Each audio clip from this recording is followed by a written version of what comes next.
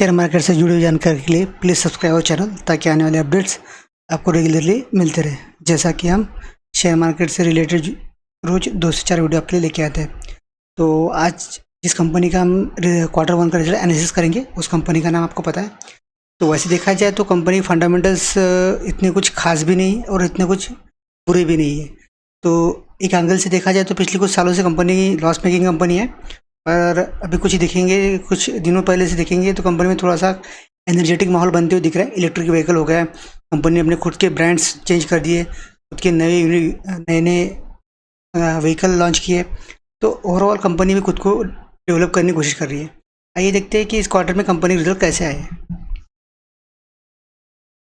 जैसा कि आपको स्क्रीन पे दिख पा रहा है, टाटा मोटर्स का आज का जो रेट चल रहा है 440 के आसपास कंपनी ट्रेड कर रही है।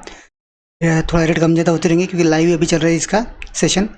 तो उसमें अगर आप देखेंगे तो कंपनी के चार्ट पैटर्न में आज थोड़ी सी गिरावट दिख रही है, और पिछले कुछ 5 दिन का अगर चार्ट पैटर्न देखेंगे तो 5 दिन में आपको दिख रहा होगा -4%। एक महीने में देखेंगे तो एक महीने में 6% रिटर्न जनरेट होते हुए दिख रहे हैं।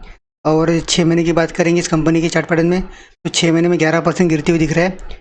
और एक साल का पिक्चर ओवरव्यू करेंगे तो एक साल में करीब 55% रिटर्न बनते हुए दिख रहे हैं। तो लास्ट जो ईयर था, जो ख़राब ईयर जिसको बोला जाता है, क्योंकि जो अप मार्केट गया था उसके बाद में मार्केट ने जो नीचे की तरफ रुख आ रहा है तो उस रुख में अच्छी कंपनी रिटर्न नहीं बना पाई, तो उसमें इस कंपनी ने रिटर्न बना के दिए। तो ओवरऑल कंपनी ने अच्छे खासे रिटर्न एक साल में बना के दिया। ओवरऑल देखा जाए तो ये देखिए कहाँ से कंपनी स्टार्ट, अगर यहाँ कंपनी कहाँ ट्रेड करती थी तो 292-93, तो कंपनी भी 440 पे ट्रेड कर रही है। तो कंपनी अच्छा खासा करा। अब देखते हैं कंपनी क्वार्टर 1 के रिजल्ट कैसे आया। एज ए इन्वेस्टर हमें क्या करना चाहिए। फर्स्ट चीज़ आपको पता होना चाहिए, आप एक एज ए इन्वेस्टर हो या एज ए ट्रेडर हो, दोनों कंडीशन में आपको कंपनी के बारे में पता होना चाहिए, क्योंकि विदाउट कंपनी की नॉलेज आप कुछ भी नहीं कर पाएंगे। क्योंकि मार्केट इतना फ्लक्चुएट होते रहता है कि आपका जब तक कंपनी के प्रति कॉन्फिडेंस नहीं होगा आप कुछ उस कंपनी से बना नहीं पाएंगे। तो इस क्वार्टर 1 के रिजल्ट में देखते हैं टाटा मोटर्स लिमिटेड क्वार्टर 1 30 जून 2022 के रिजल्ट के हिसाब से revenue and other operating revenue. Total अगर रेवेन्यू फ्रॉम ऑपरेशंस अगर देखा जाए, टोटल इनकम अगर इस क्वार्टर का देखा जाए सारे फिगर करोड़ में, तो 15,085 करोड़ का इस कंपनी का रेवेन्यू है। अगर एक साल लास्ट क्वार्टर की बात करेंगे तो लास्ट क्वार्टर में 17,533 करोड़ था। तो क्वार्टर ऑन क्वार्टर आपको इसमें थोड़ी सी गिरावट दिख रही है।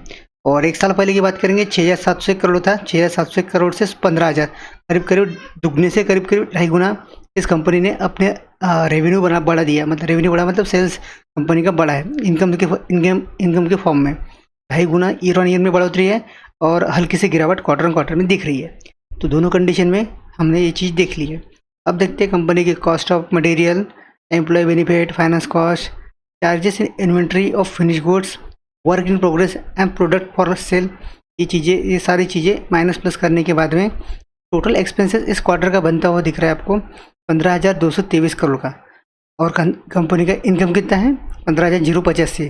तो सीधे सीधा यहाँ लॉस आपको दिख रहा है, कोई दिक्कत नहीं। लास्ट क्वार्टर में देखते हैं, लास्ट क्वार्टर में 17,221 करोड़ का कंपनी का खर्चा था। तो 17,221, वहाँ 17,533 का प्रॉफिट था, तो वहाँ आपको प्रॉफिट दिख रहा था। और एक साल पहले की बात करेंगे तो वहाँ 6,700 करोड़ का इनकम था और उसके सामने 7,616 करोड़ का कंपनी का खर्चा था। तो वहाँ एक साल पहले कंपनी करीब 916 करोड़ की लॉस में थी, और लास्ट क्वार्टर में देखेंगे तो कंपनी 313 करोड़ के प्रॉफिट में थी। और इस क्वार्टर की बात करेंगे तो 138 करोड़ के लॉस में कंपनी खड़ी है, और वो भी कैसा है, बिना एडजस्टमेंट वाला, बिना टैक्सिंग के कंडीशन में। अब देखते हैं सारे टैक्सेशन वगैरह, तो लॉस ही है तो टैक्सेशन का रोल ही नहीं, पर छोटे मोटे टैक्सेस जो होते हैं रेगुलर टैक्सेस वो तो देना ही पड़ते हैं, उसमें लॉस और प्रॉफिट का कोई रोल नहीं होता है। तो सारे टैक्सेशन वगैरह जाने के बाद में प्रॉफिट लॉस अगर देखेंगे इस क्वार्टर का तो 181 करोड़ का आपको इस क्वार्टर में लॉस दिख रहा है, और लास्ट क्वार्टर में 413 करोड़ का प्रॉफिट था। तो साहजिक है, तो गिरने वाला ही है शेयर, तो उसमें कोई दो राय नहीं है। और एक साल पहले का देखेंगे तो 1,321 करोड़ का उस कंपनी का लॉस था। तो ओवरऑल कंडीशन अगर देखा जाए इस कंपनी की, तो मैं ये सजेस्ट नहीं कर सकता कि कंपनी में इन्वेस्ट कीजिए, क्योंकि कंपनी एक साल पहले भी लॉस में थी, आज भी लॉस में है। बीच में कंपनी ने एक प्रॉफिट का झलक दिखा दी, तो इसका मतलब कंपनी अच्छी या बुरी हो गई ऐसे नहीं होता है। तो आप सोच विचार करके इस कंपनी में इन्वेस्ट कीजिए। जो इन्वेस्टर है वो कुछ सोच विचार करके ही इसमें इन्वेस्टेड है, तो वो कंटिन्यू कर सकते हैं। और जिन लोगों को नहीं इन्वेस्ट करना है वो चीज़ दिमाग में रखिए कि कंपनी प्रॉफिट मेकिंग कंपनी नहीं है, लॉस मेकिंग कंपनी है।